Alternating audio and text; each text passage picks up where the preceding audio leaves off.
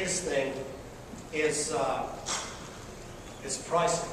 It's pricing and packaging.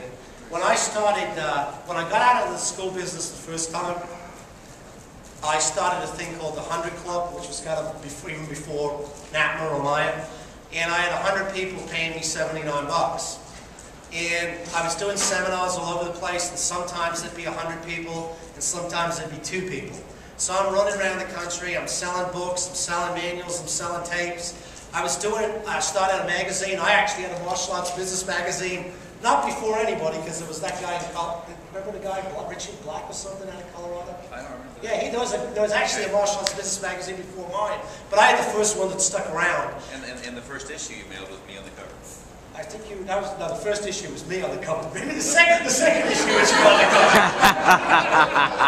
No, the first issue was me on the cover. Okay. So that was me standing in front of Doc McGee's house with a Ferrari. Yes. Yeah, that wasn't my house or my Ferrari, but we had me doing a flying sight. There you go. Yeah. We did, yeah. And a big interview too. Yes. Yeah.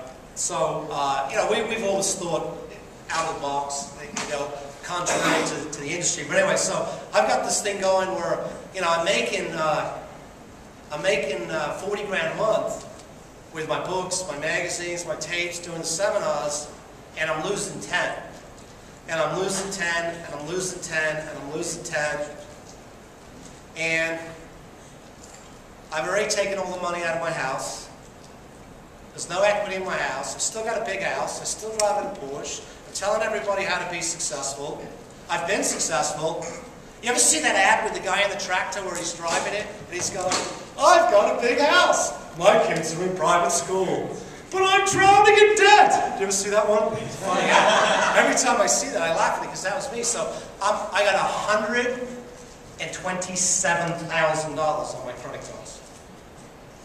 And I'm not behind, but I'm real close to going under.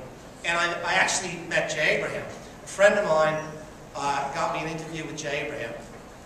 And I go up to his house and meet him at his house. We go out to this little restaurant for breakfast. And Jay, who I'm sure some of you know, is pretty aggressive. And he's one of those guys where... No people skills. Well, not only that, but he not only is he aggressive, but he can't talk to you from here. He has to talk to you from here. And he's one of those guys, I ever met those guys that when they talk, they got to poke you. So it's like, how many people you got in your database? And like, every time he talks to you, he either pokes you, or punches you, or hits you. So he's like, how many people you got on your database? What you did, for 3 hours, this goes on.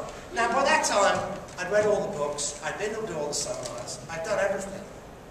After 3 hours, he asked me one question, and he gets up, and he goes, you're so effing smart, figure it out yourself, and he walks out the restaurant. That's Jay. Then he came back in, and he goes, look, let's start again. How much money are you making? I go, 40 grand. How much do you want to make? I go, 60. If I made 60, I'd be making a profit of 20 grand instead of losing 10. Double your prices. No, triple them. So we're driving back. Brilliant advice, right? Triple my prices. I'm struggling, I've got under. But that's exactly what we did. We came out with the Masters Club at $250 a box. And within 90 days, I went from making 40 grand, grossing 40 and losing 10, to grossing 120 and keeping 60. Simply by changing, everything else was so close, but by changing the pricing and packaging a little bit, it made it's unbelievable. You tell people, even now it sounds unbelievable, but it's true. What do you think about packaging? Well, we just the 100 Club had, an ad slick in the box and a video in the box, and we just said, what else could we put in the box to make it more valuable? Justify raising the price. Right, to justify What you gave them when they paid you? It was like a... Keep in mind what the lesson is. The lesson is triple the price, everything worked. The box is just like NAPMA. Like what you get in a NAPMA box, it was the forerunner to that, is what it was. Yeah. But I did the same thing in my school. Kind of like the old NAPMA box.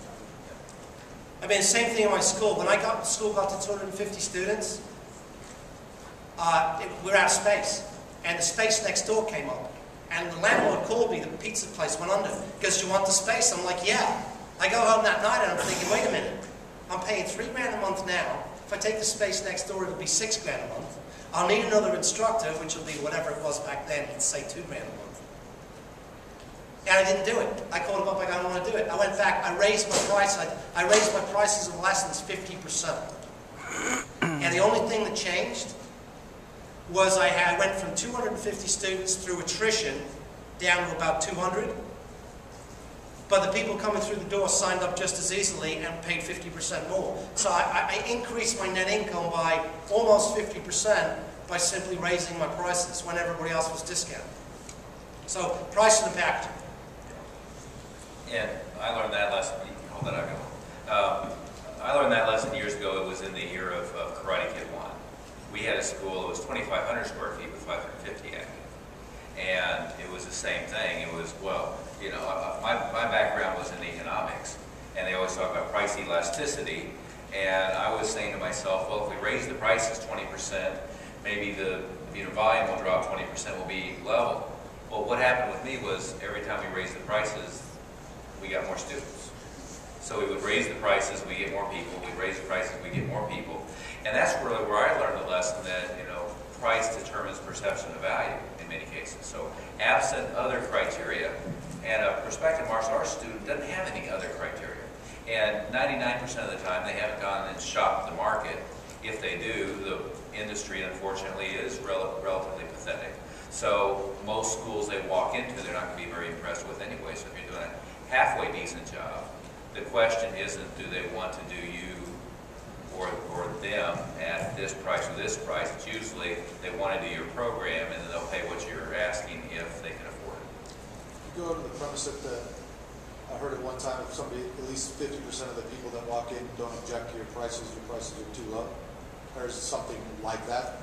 Is that accurate, or how do you know when you've hit the ceiling or for your market? You know, I always thought about pricing it, and it's just amazing how many similarities there are in the golf business as with the karate business.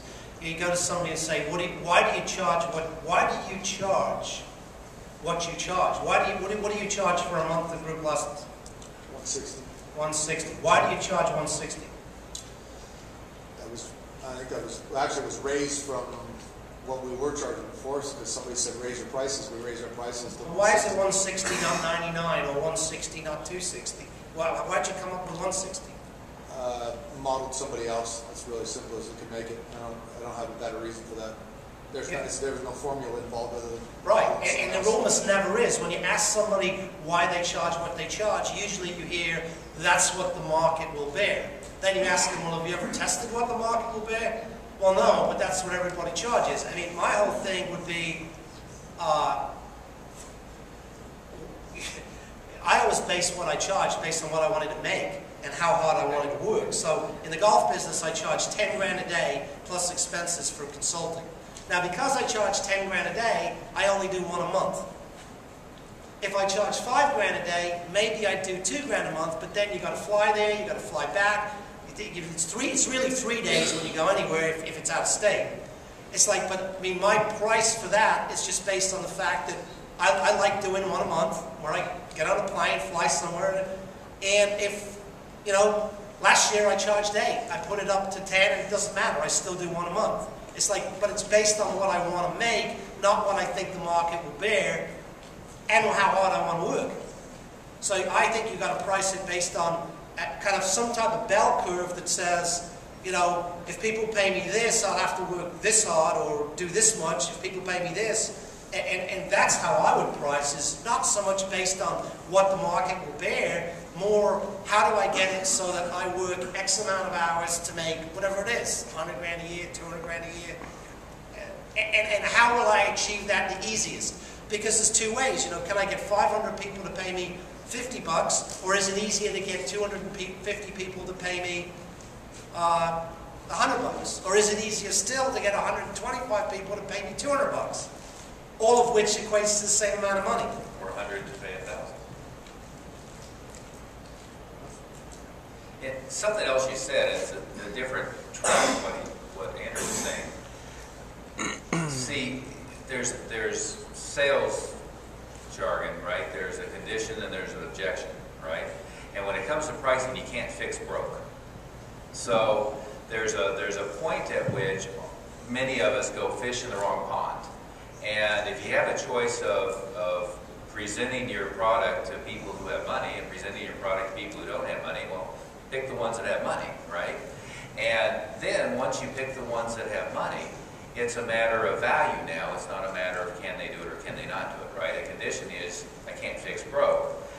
The value proposition is something different. Now, you said if you don't have 50% of the people objecting about price, well, all human beings 100% object to price. I would prefer to pay free. We went over to La Jolla yesterday. We went to the Bentley Ferrari dealership. They have the nice little gray Ferrari like your red one. This was convertible, not a hardtop. They want $167 for it. Well, if I was in the market to buy a Ferrari in San Diego, I'd rather pay $50 for it. I'd rather pay nothing for it. I'd rather pay $110 for it. I'd rather pay $140 for it. Any price lower than what they're asking would be my preference, right? And so don't confuse the fact that people say, oh, that's a lot of money, or that's a lot of money for karate lessons, or can I pay less to be they won't pay it. It's just human reflex nature is negotiate price. So I never worry about what it is they're objecting to unless my ratios go down. And as you raise your price, your ratios always go down immediately because you don't believe it, right? Or whoever's presenting it doesn't believe it. And if you don't believe it, they're sure not going to believe it because subliminally, if nothing else, you're going to convey to them, this is too much money, you shouldn't pay it. So keep in mind, condition, you can't fix broke. So go market to people who have money, don't market to people who don't have money. It's what we were talking about yesterday in the economic conditions. My target market is just fine. My target market is college educated, 35 and up, mostly professionals, mostly postgraduate education is what I want to target who have kids. Well, unemployment rate in that market is like 4.2% right now. They're fine. Yeah, I think the other thing too, and I hear this a lot in the golf business. Everybody, hey, there's no question that people are hurting. There's no question if you're in the real estate business, the mortgage business, or the construction business, you got problems. And let's not pretend that's not true. But 60% of the country works for the government. They're not laying people off. They really are. You know, I mean, they work for either the federal government or the state government. They're not letting firemen go. They're not letting cops go. They're not letting teachers go. They're all still in a job, for the most part. Oh, yeah. Unfortunately, they're So, you know, a lot of it is just weird perspectives about price, right? And your objective is not to get everybody. Your objective is to get all the ones that you want to have that have the capability of paying for it. And we were having this conversation within our own organization just this week. Is I had, in fact, you were one of them, Sasha, and the other one was the Sleece brothers we talked about earlier. They had an enrollment ratio. And again, if you don't know your numbers, you know what's going on. But let's say it was 20 second intros, 16 enrolled. The 4 that didn't enroll, it was price of objections, right?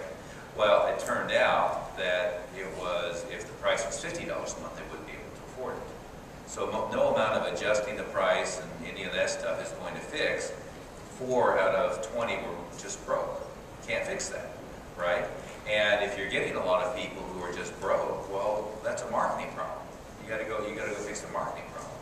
And sometimes it's you're located in a 10-mile radius of a whole bunch of broke people. Well, that was a marketing problem too. Shouldn't have located in a 10-mile radius of a whole bunch of broke people. So you've got to look at it, is it a marketing problem or is it just a belief system and a value? Yeah, I mean, just to you know, I always used to joke with people that for 99 bucks, Greyhound can take anywhere you want to go. But there are, you know, there are parts of the city that go bad. Sometimes sometimes the fix is to relocate. I mean, not that that's necessarily your problem, but just right. We got on that track. Sometimes, you know, you just might be in the wrong area, and relocating may be the best thing you can possibly do for your business. So, you know, I think a lot of people fight that because they've been there 10 years or they know everybody in that town. They're established in the market. Right. Before I forget, if you go to my blog, I need some new testimonials since mine are all 10 years old. So if you go to the blog, say something good about the seminar. There you go. Absolutely. Absolutely.